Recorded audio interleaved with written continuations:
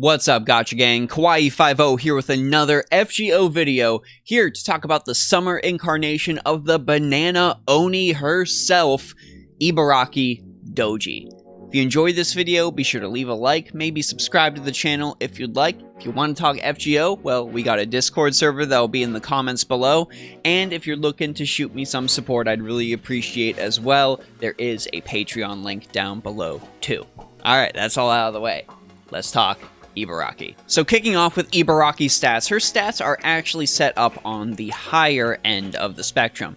She's got 9,133 attack at max, and remember, Lancers do get a passive attack bonus on top of that, so it's going to be a little more effective than you might think. And her max HP of 12,354 is on the higher end as well. Her NP per hit is pretty solid at a 1.06, and her star absorption is your typical Lancer class star absorption at 90.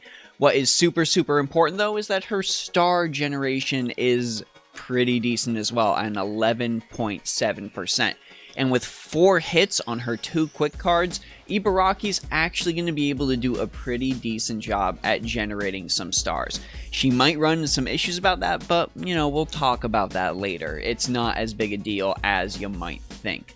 Quick Arts Buster deck with, of course, the single target Buster Noble Phantasm. We're going to jump into Ibaraki Douji's first skill because her passives are so minute I really don't find them worth mentioning.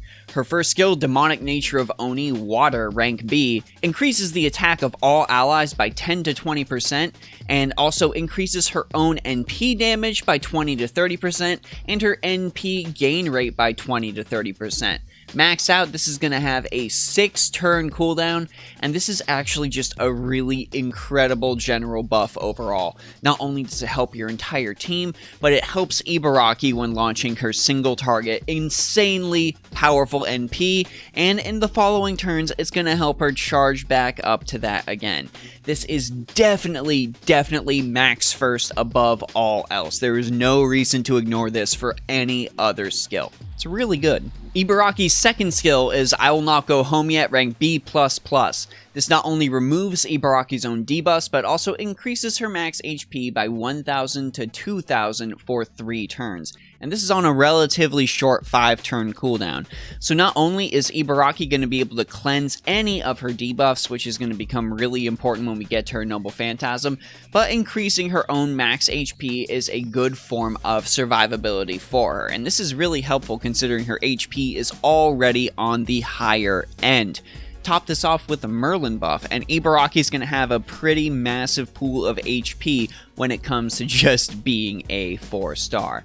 Now, unfortunately, this skill, it would be a little better if it had maybe an evade or an invincibility tied to it. It'd be a much better defensive skill, and the fact that it removes her own debuffs tied to that defensive skill, that subpar defensive skill, is going to become more important when we get to her Noble Phantasm. Anyways, go ahead and max this last. Not as important as her other 2 skills. Ibaraki's final skill is Summertime Trouble Girl, rank A, and this makes up for one of the Lancer class's biggest weaknesses, which is their mediocre star weight. This increases her star absorption by 300 to 500% for 1 turn, and also increases her own critical damage by 30 to 50% for 1 turn. Now, this does have the demerit of randomly increasing or reducing her debuff resistance by 30% for 1 turn, and this isn't really a super big deal unless you're facing, say, a challenge quest where the enemy ends up charming you a lot or something like that. Really not as big a deal as you might think, especially considering Ibaraki does have her own debuff cleanse on her second skill. So you can just go ahead and cleanse those debuffs whenever you want. And this is on a 4-turn cooldown. Very short cooldown. Very good cooldown for something that has a 1-turn effect. So go ahead and max this second to take the most advantage of that cooldown and of that crit damage. Ibaraki's Noble Phantasm is her main source of damage, and it has a name that I am inevitably going to butcher. Enkamiya Morie, in Praise of Folly, Returning Bridge Ichijo. Dang, these have long names. Is a Noble Phantasm that is single target. It deals 600 to 1000% damage to the enemy. It ignores defensive debuffs, and it also grants 30 to 50 critical stars depending on the rank of overcharge. This does have a pretty big demerit that a lot of people really don't like, but I kinda think they're overreacting when it comes to this demerit. So there's a 500% chance to reduce Ibaraki's star gen rate by 50% for 3 turns. So even though she's pretty decent at generating stars, after using your Noble Phantasm, you're not really going to be getting a lot of stars out of her. But there's a lot of ways to work around that, people. You're probably getting the bulk of your stars from, say, a Merlin with Fragment of 2030, for example, or an Assassin you've got on your team generating stars, like a Yan King or a Kato Danzo or something. And on top of all of that, Ibaraki does have a debuff cleanse. Yes, it is tied to her increasing her own maximum HP, but you're going to be using heals and things like that to help keep Ibaraki alive. Instead, using abilities that give targeted evades, abilities that taunt enemies to a different servant, you're not really going to be worried so much about that extra max HP. So you can use that ability to debuff cleanse at your leisure. And if you're still worried about that, we're going to recommend a couple craft essences that get around that. But if we're just talking solid damage and critical stars gained, this is a very good Noble Phantasm. So as far as craft essences go for Ibaraki, I've got to recommend some of your big buster damage ones. The 3 I am going to recommend are Holy Night Supper, Golden Sumo Boulder Tournament, and Partake with the King. Partake with the King gives you Buster Effectiveness plus 10%, and also lets you start the battle with 50% NP charge. And if you were lucky to limit break this, well, that's 15% effectiveness and 60% NP charge. So this gives Ibaraki a head start when it comes to using her Noble Phantasm. Holy Night Supper was a freebie craft essence that you should definitely have. It grants you that starting NP gauge, it grants you plus 15% critical damage, and plus 15% NP damage. So not only are you going to be using Ibaraki's powerful Noble Phantasm, but you're going to be able to use her 3rd skill to deal extra critical damage. And Golden Sumo Boulder Tournament, of course, absolute staple, grants you a flat attack bonus and a starting NP charge. But if you are looking to get around the fact that her Noble Phantasm does have that debuff tied to it, well, I've got a couple of other recommendations as well. Heroic New Year is a 4-star craft essence that gives you debuff immunity once and also increases the servant's defense by 8 to 10%. So you're not going to be getting a huge attack boost off of it, just the paltry sum that the craft essence itself provides, but you are going to get that debuff immunity, so in quicker fights you're not really going to have to worry about that lack of star generation from Ibaraki. The 5-star variant you could of course use is Vessel of the Saint. This grants 3 times debuff immunity and also increases the servant's NP gain by 15 to 20%.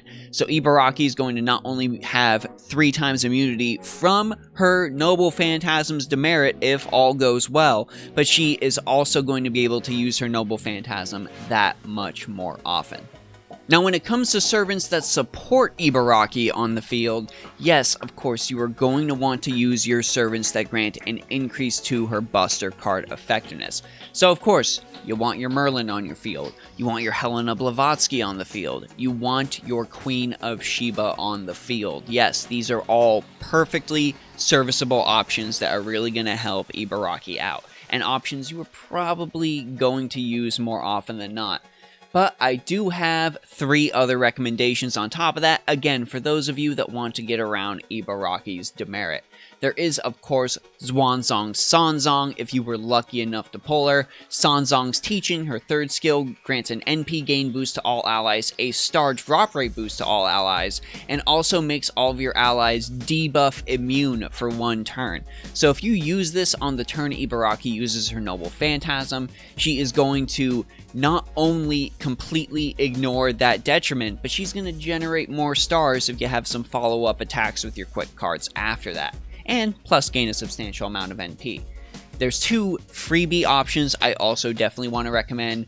BB, of course, is the summer event. We have to mention BB, but it's not that summer BB. No, it's a regular old freebie BB. She, of course, has her ability Domina Cornum, rank D. This not only removes debuffs from an ally, but will also recover that ally's HP, and will make them debuff immune 1 time over the course of 3 turns.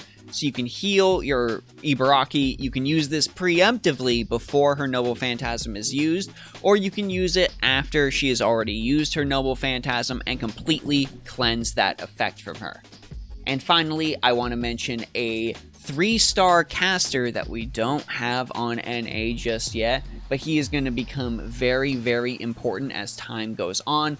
His name is Asclepius. He is a fantastic supporter, able to increase the NP gain and charge the NP gauge of all allies. He can restore their HP, he can increase their debuff resistance, but the main ability I want to mention here is his third ability, Messenger of the Snake, rank B. This removes all debuffs from his allies and also increases their NP gauge by 10 to 20%. So Ibaraki's going to get to her NP faster again and also have that debuff removed. Now Asclepius, kind of a long cooldown on this, so you're not really going to be able to cleanse that demerit again, but if it's a shorter fight, then this is a perfectly serviceable skill, and it should be totally fine with Ibaraki Douji. And for Ibaraki's command codes, I've got a 3, 4, and 5-star recommendation for you when it comes to command codes to equip on her cards. 3-star command code I've got to recommend is White Vessel's Command Seal. This removes 1 debuff when attacking using the engraved card. Yes, you can use this command code immediately after Ibaraki uses her Noble Phantasm because the demerit is applied right after using it. Use this command code, completely clear that demerit, and you don't have to worry about it. You don't even have to use a skill to cleanse it. That's pretty awesome if you ask me. For a 4-star recommendation, I've got to recommend Armament of Victory. This increases the critical star absorption by 100% of the engraved card. So, Lancer's mediocre star weight, not a big issue. You can chuck this on Ibaraki's quick cards to generate more of those critical stars. You can chuck this on her arts card to generate more of that NP, or you can chuck it on her buster cards to deal more raw damage. Tons of general uses for this command code. And for the 5-star command code, I've got to recommend Da Vinci Chan. This grants self NP damage up by 15% for 1 turn when attacking using the engraved card. So if you use that card before Ibaraki launches her Noble Phantasm, then that Noble Phantasm is going to deal even more damage. When you chuck on the bonus you're going to get from Ibaraki's first skill on top of any craft essence you chuck on Ibaraki that increases Noble Phantasm damage, that NP is going to really, really hurt. Overall, gang, Ibaraki Douji is actually a fantastic single target 4-star Lancer, whose demerit is talked up a lot more to be worse than it actually is. As I've mentioned in this video, there's plenty of ways to get around that and plenty of ways to make Ibaraki a really, really effective member of your frontline team. Unfortunately, Ibaraki does have significant competition in this tier of single target 4-star Lancers because she has to deal with Summer Mama Raiko. Summer Mama Raiko, just an incredible character, so strong, and her strength is just that overwhelming that most people will use her instead of Ibaraki. But say you don't like Raiko, or you didn't summon for her, or you just weren't able to get her, you can easily use Ibaraki in the same tier, and she will perform just fine. And that's really all I got for you, gang. Let me know any of your thoughts on Summer Ibaraki down in the comment section below. Let me know if you summoned her, let me know what teams you are using her in, and let me know in general what servants you might have pulled on this very first banner if you summoned on it. If you pulled on the banner featuring Dante's and Castergill, let me know what you got on that if you got anything good. And if you're saving up for the final banner like I am, trying to get all of the servants on that one, let me know who you want from that one as well. This is Kawaii50, hoping you all have a phenomenal day, and I'll see y'all in the next one.